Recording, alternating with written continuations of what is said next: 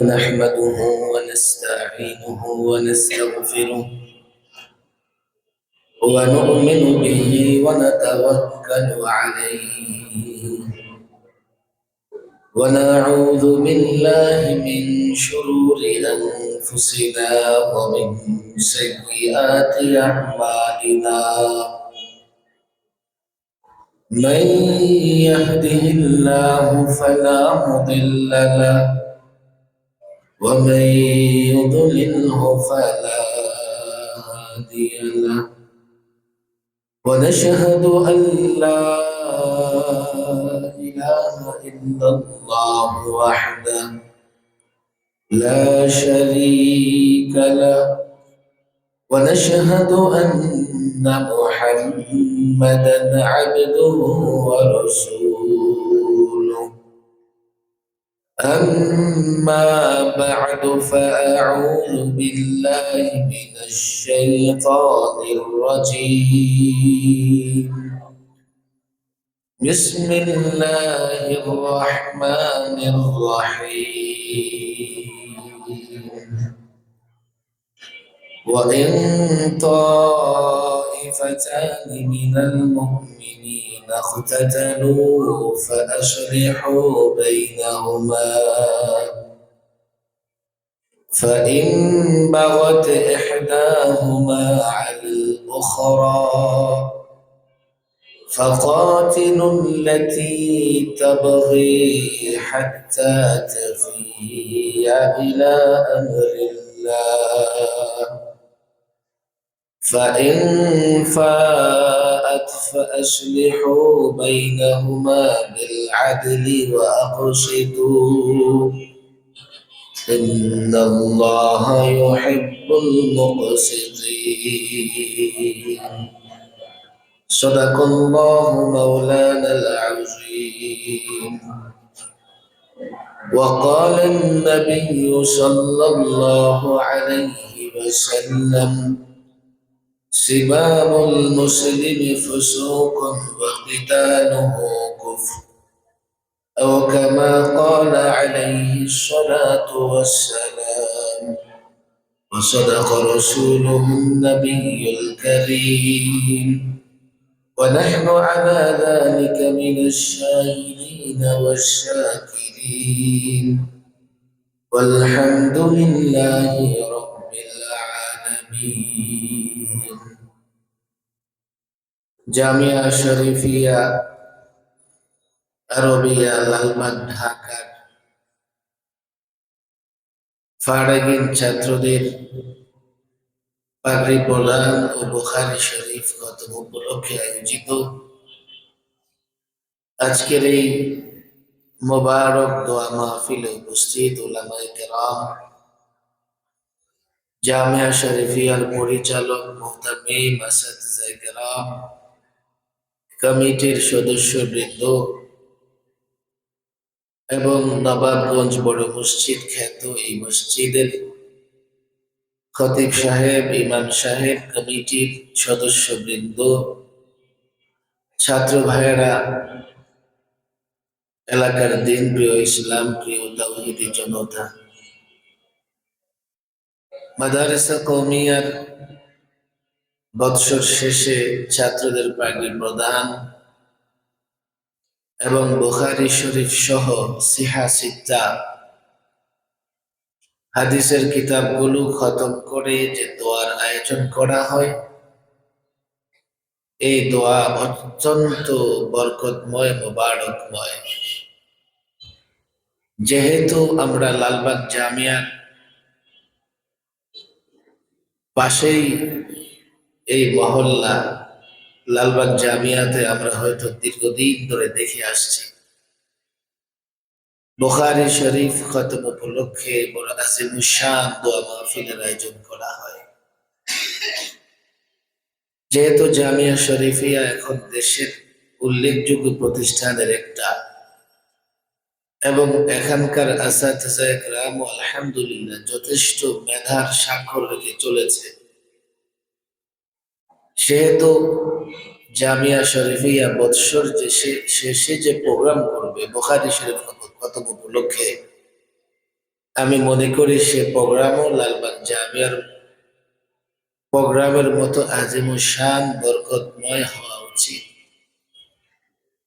আমি মাদ্রাসার পরিচালক হুসাইন মোহাম্মদ সোহরাব, আমাদের এই স্নেহস্পদ ছাত্র জামিয়া শরীফিয়ার পেছনে মেহনত করে প্রতিষ্ঠানটাকে অল্প কয়েকদিনে কতটা তারাক্কি এবং উন্নতি করতে সক্ষম হয়েছেন এটা আমাদের চোখের সামনে।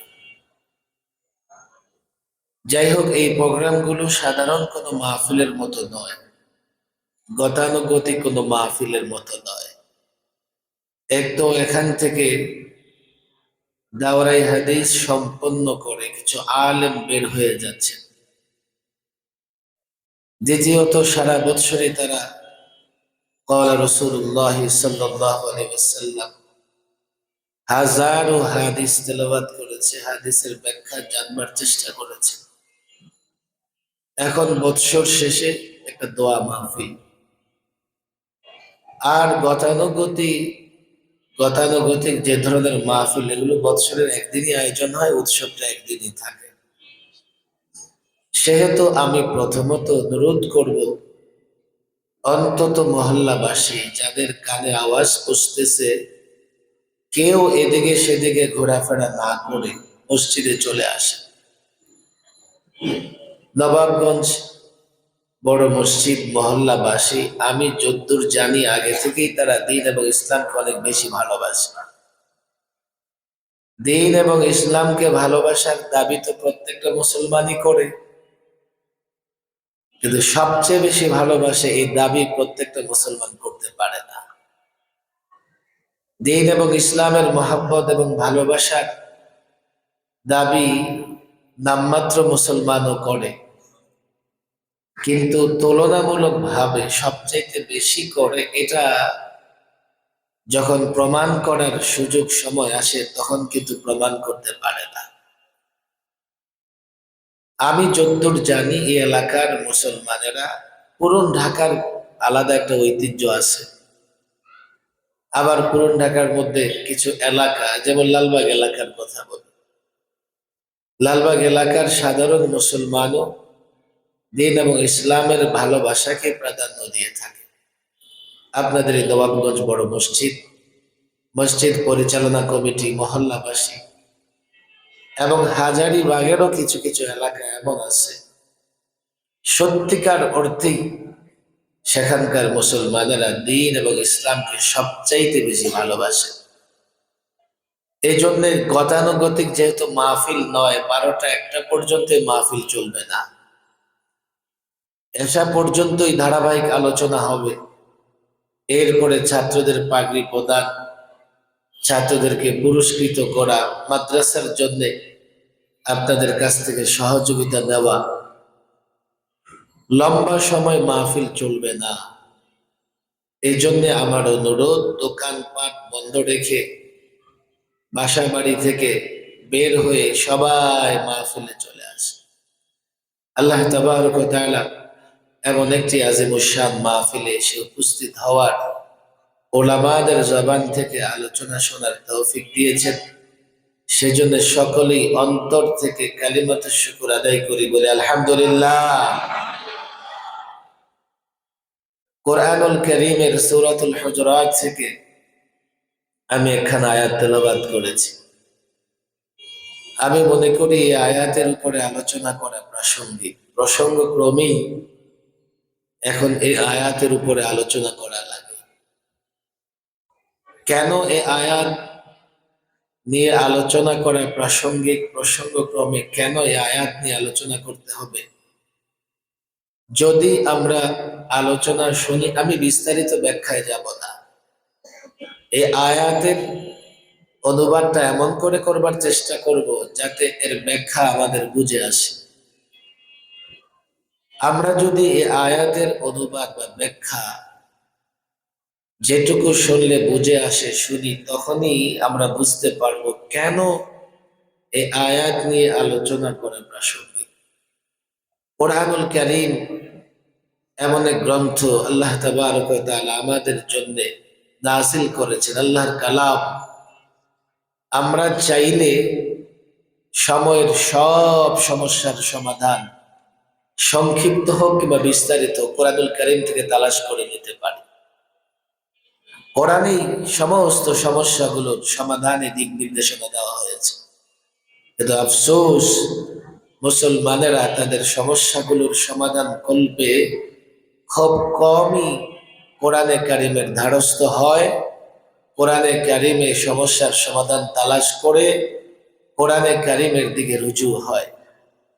ফলে এমন হয়েছে যে আমাদের সমস্যাগুলো দিন দিন জটিল থেকে জটিলতর হচ্ছে। সমস্যাগুলো যতটাই জটিল থেকে জটিলতর হচ্ছে, আমাদের সুখ শান্তি হারিয়ে আমরা অশান্তির অনলে দাউ দাউ করে জ্বলতেছি। অথচ এমন সমাধান কোরআন এবং সুন্নাহয় দেওয়া হয়েছে, কিয়ামত পর্যন্ত যত জটিল সমস্যায় আসুক না কেন, সমাধান যদি কোরআন সুন্নাহ থেকে নেওয়া হয়, নিমিষেই সংকট এবং সমস্যাগুলো দূর হয়ে যাবে। এত বড় নেয়ামত, এত বড় রহমত আমাদের কাছে থাকতেও আমরা সেদিকে ভ্রুক্ষেপ করি না। সাধারণত যারা মাহফিলগুলোতে আসে, মাশাআল্লাহ, ওনারা যথেষ্ট বিশ্বাসও করেন, মানার চেষ্টাও করেন। যাদেরকে আমরা কথাগুলো শোনাবো ওনারা মাহফিলে আসতে চান, মাহফিলে আসতে চান না। মাহফিলে না আসলে, ওলামায়ে কেরামের কথা না শুনলে, এক তো আমরা ওলামাদের ভুল বুঝবো, দ্বিতীয়ত ওলামাদের ভুল বুঝলেন, ওলামাদের কষ্ট দিলেন, আপনি তো সঠিক রাস্তা খুঁজে পাবেন না। আমি অনুরোধ করব, অন্তত মাহফিল যেহেতু এই নবাবগঞ্জ বড় মসজিদে হচ্ছে, এই মহল্লাবাসী যারা আছেন এই মোবারক মাহফিলে দ্রুত চলে আসবেন, দ্রুত এসে আসন নিয়ে বসে পড়বেন। কোরআনুল কারীমের আয়াতের বিস্তারিত ব্যাখ্যা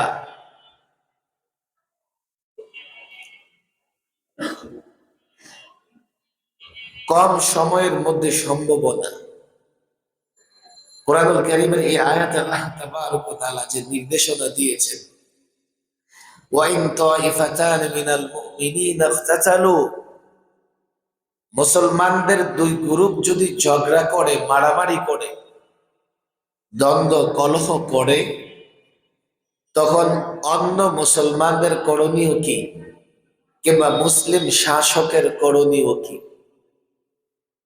মুসলমান যদি দুই গ্রুপে, দুই ভাগে বিভক্ত হয়ে ঝগড়াঝাটি দ্বন্দ্ব কলহে লিপ্ত হয়ে পড়ে, মুসলিম শাসক এবং সাধারণ মুসলমানদের করণীয় কি? কোরআনুল কারীমের নির্দেশ হচ্ছে, ফাসলিহু বাইনাহুমা, এই দুই গ্রুপের মধ্যে সুলহ করে দাও, সন্ধি করে দাও, মীমাংসা করে দাও। কোরআনের নির্দেশ। যদি মুমিনদের দুই গ্রুপ ঝগড়া করে, সাধারণ মুসলমান, তৃতীয় পক্ষ কিংবা শাসক গোষ্ঠী, তাদের উপর ওয়াজিব হচ্ছে এই দুই মুসলমানের মধ্যে মীমাংসা করে দিতে হবে, সুলহ করে দিতে হবে। এই কাজ সাধারণ মুসলমান করে না, এই জন্যেই সাধারণ মুসলমানের কাছে কোরআনের এই নির্দেশনাটা স্পষ্ট নয়। না তারা কোরআনে কারীম পড়ে, না এই বিষয়ে কোরআনে কারীমের নির্দেশ কখনো জানবার চেষ্টা করেছে। ওলামায়ে কেরাম সাধ্য অনুযায়ী যদি কখনো মুসলমানদের দুই গ্রুপের মধ্যে ঝগড়াঝাটি দেখেছে, তারা চেষ্টা করেছে। একটা প্রসঙ্গ নিয়ে আসলে আলোচনা করাই লাগে। দাওয়াত ও তাবলীগের মেহনতে প্রথমবার যখন ছোট্ট একটা ঝামেলা হয়েছে, তখনও ওলামায়ে কেরাম চেষ্টা করেছে এই ঝামেলা মিটিয়ে দেওয়া যায় কিনা। কিছুদিন পরে যার সঙ্গে ঝামেলা হয়েছিল, রাজশাহী বিশ্ববিদ্যালয়ের প্রফেসর মুশফিক স্যার যাকে বলে, তার ইন্তেকাল হয়ে যাওয়ার কারণে দাওয়াত ও তাবলীগে সেই ঝামেলাটা আর বেশি দূর অগ্রসর হয় নাই। এরপরে যখন আরেকটা ঝামেলা হয়েছে, দাওয়াত ও তাবলীগের মেহনত যারা করেন তারা জানেন, আমির ফয়সাল ওনারা যখন শুরাই নিজামে দাওয়াত ও তাবলীগের কাজ করত, লম্বা সময় শুরাই নিজামে দাওয়াত ও তাবলীগের কাজ গোটা দুনিয়ায় হয়েছে, গোটা দুনিয়ায় হয়েছে।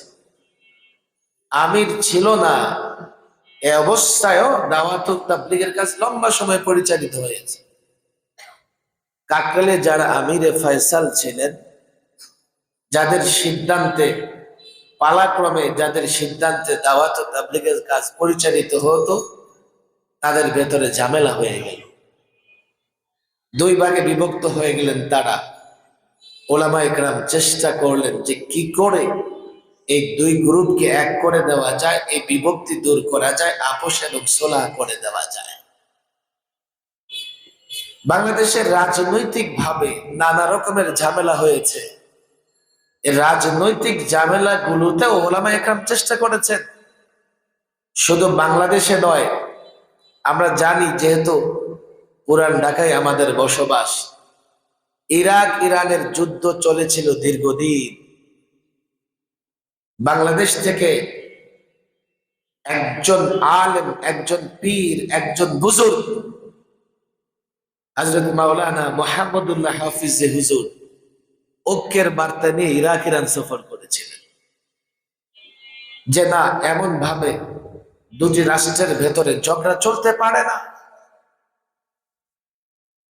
বাংলাদেশের অনেক জায়গায় সামাজিক ভাবেও কিছু ঝগড়াঝাটি হয়, বিশেষ করে লালবাগ জামিয়া থেকে আল্লামা মুফতি আমিন রহিমাহুল্লাহ বাংলাদেশের অনেক প্রান্তে যখন মুসলমানদের দু গ্রুপে ঝগড়াঝাটি হয়েছে, নিজে উদ্যোগ নিয়ে মীমাংসা করবার চেষ্টা করেছেন। ওলামাদের এই জন্যই দায়িত্ব, যেহেতু আল্লাহ তাবারক ওয়া তাআলার নির্দেশ, ওলামা ইকরামরা জানেন। সাধারণ মানুষ হয়তোবা কোরআনে কারীম দেখে দেখে পড়তে পারে। আফসোসের বিষয় হলো, এখনো অনেক মুসলমান আছে কোরআনে কারীমও পড়তে পারে না।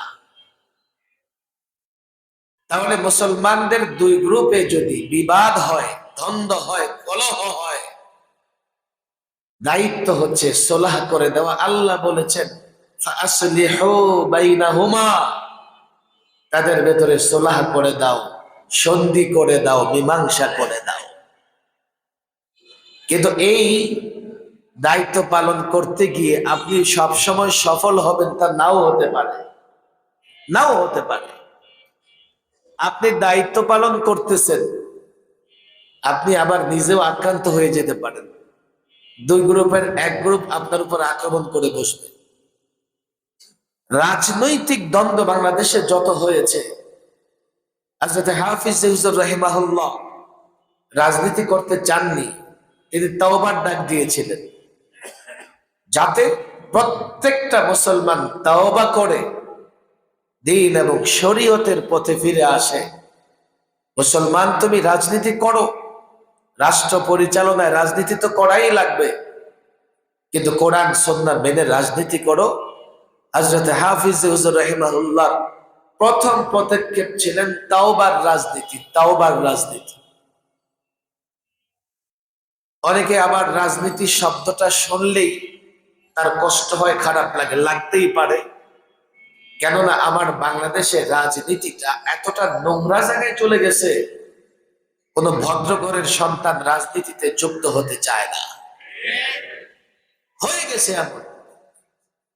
53 বছরের বাংলাদেশে রাজনীতি কেবল আমাদের ভেতরে বিভাজন তৈরি করেছে, রাজনীতি কেবল আমাদের রক্ত খেয়েছে, রাজনীতি আমাদের সম্পদ ধ্বংস করেছে, রাজনীতি বাবা তার সন্তানের মধ্যে বিভেদ তৈরি করেছে, ভাই ভাইয়ের মধ্যে বিভেদ তৈরি করেছে।